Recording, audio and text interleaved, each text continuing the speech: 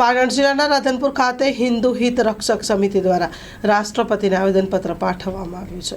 Story report by Prahlad Thakor, Radhanpur, Patan.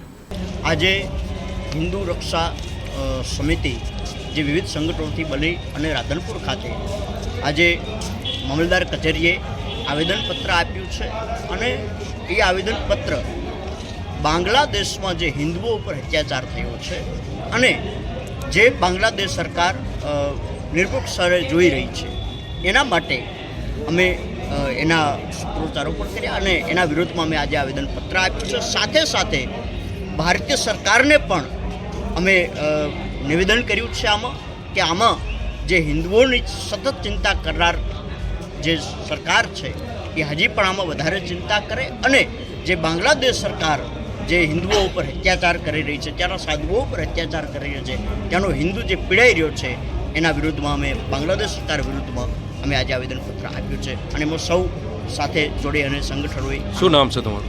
Batuk મહારાજ રામ સેવા આશ્રમ રજૂપુરા।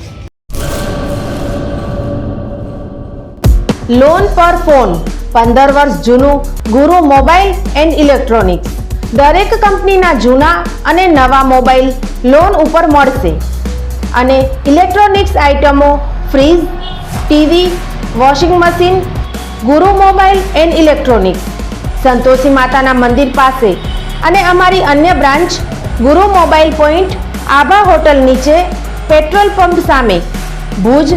તો મેળવો લોન પે ફોન અને તમામ ઇલેક્ટ્રોનિક્સ એપ્લાયન્સીસ।